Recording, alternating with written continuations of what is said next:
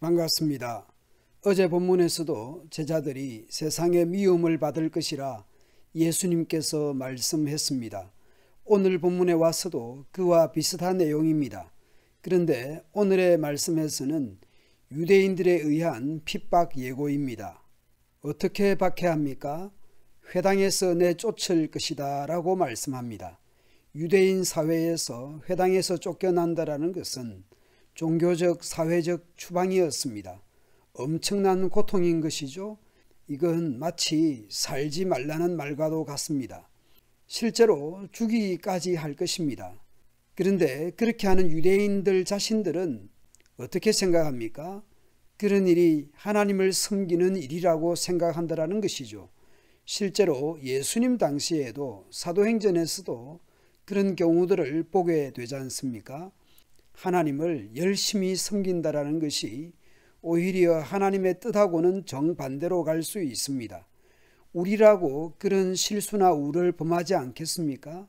하나님 나라, 공동체, 이웃의 영혼을 위해 열심을 내야 하지만 어떤 경우에는 그 열심이 과연 정말 주님이 기뻐하실까 생각해 보아야 합니다. 열심을 내지 말라라는 것이 아니라 그 열심이 주님이 기뻐하시는 열심이 되도록 해야 한다는 뜻입니다. 왜 그렇게 출교를 하고 죽이고 합니까? 그들은 아버지도 예수님도 알지 못하기 때문입니다. 어제 본문에서도 그랬습니다. 예수님을 보내신 분을 알지 못하기 때문이었습니다. 물론 예수님께서 오셔서 말씀하셨고 행하심으로 하나님 아버지를 나타내셨다라는 것이죠.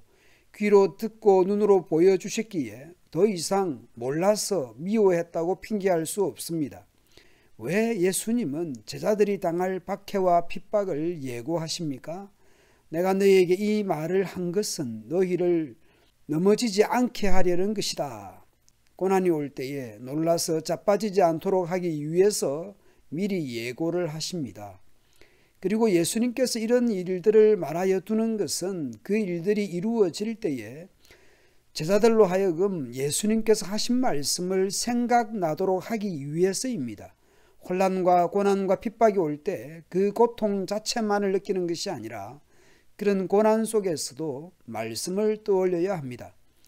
그런데 처음부터 고난에 대한 말씀을 하지 않으신 이유가 무엇입니까?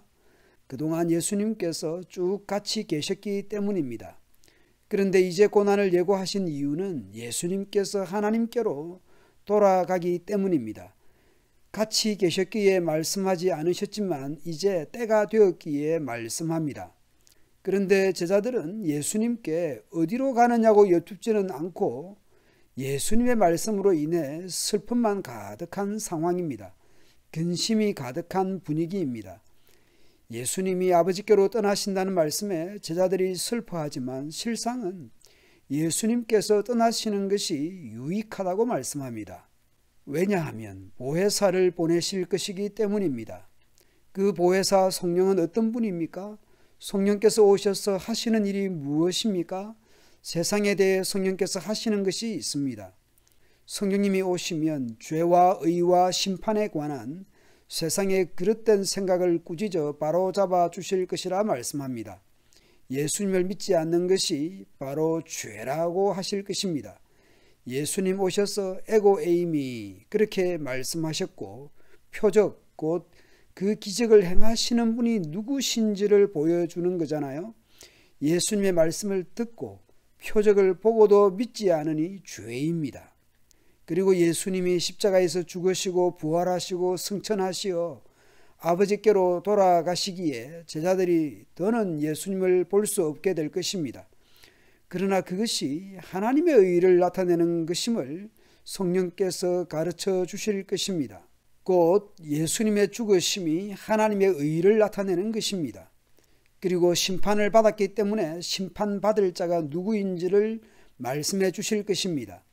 예수님의 십자가 사건은 죄와 죽음을 해결하는 하나님의 의이시며 동시에 죄와 죽음을 가져오게 한 세상 통치자를 심판하는 것이기도 합니다.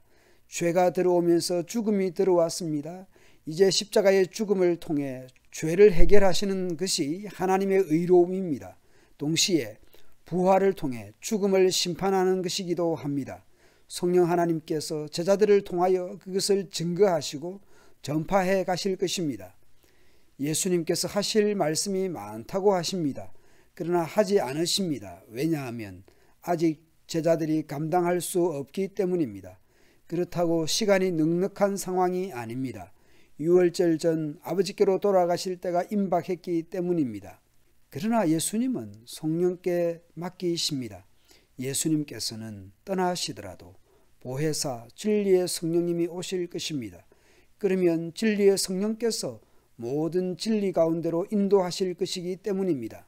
성령님은 자기 마음대로 말씀하지 않으시고 듣는 것만 알려주실 것이고 앞으로 올 일들을 알려주실 것입니다. 그리고 성령님은 예수님을 영광되게 하실 것입니다. 왜냐하면 성령님이 예수님의 것을 받아서 제자들에게 알려주실 것이기 때문입니다. 이제 예수님은 아버지께로 돌아가실 것입니다. 그러나 그것이 죄를 없이 하여 하나님의 의를 이루고 구원을 이루는 것입니다. 그것은 또한 세상 임금을 심판하는 것이기도 합니다. 그 당시 제자들로서는 예수님께서 십자가에 못 박히시는 초유의 사태를 경험할 것입니다. 그리고 예수님을 그렇게 대하는 세상은 예수님의 제자들 역시 그렇게 박해할 것입니다. 예수님은 아버지께로 돌아가시지만 보혜사 성령님이 오셔서 인도하시고 가르치시고 생각나게 하실 것입니다. 고난과 환난 중에도 성령께서 함께 하실 것입니다. 환난과 고난과 핍박이 올 때 그 고통 자체만을 느끼는 것이 아니라 그런 고난 속에서도 말씀을 떠올려야 합니다. 보혜사 성령 하나님에 대한 약속을 붙들어야 합니다. 고통에 파묻혀버리지 말고 말씀이 생각날 수 있도록 평소에도 환난 날에도 말씀을 읽고 묵상하고 십자가를 지신 예수님을 생각해야 할 것입니다. 한편 예수님의 부활 이후 제자들은 약속하신 성령님을 기다려야 했습니다. 그러나 우리는 당시 제자들과 달리 이미 십자가에서 죽으시고 부활하신 예수님을 믿고 있습니다. 그리고 사도행전 2장에서의 오순절 성령 강림이 이미 이루어진 시대 속에 살고 있습니다. 그러므로 성령님의 이끄심과 인도를 의지해야 할 것입니다. 우리는 더욱 성령의 인도를 따라 살기를 힘쓰고 애써야 할 것입니다. 갈라디아서에서 말씀합니다. 성령을 따라 행하십시오. 성령을 따라 사십시오. 성령께서 이끄시는 대로 사십시오. 우리가 성령으로 새 생명을 얻었으므로 성령을 따라 살아야 합니다. 비록 현실에서 고난과 핍박과 환난이 있다 할지라도 성령님을 따라서 살아야 합니다. 성령님의 내주하심과 인도와 이끄심과 성령님을 따라 살아가는 성도의 감사와 간증이 넘치기를 축원드립니다.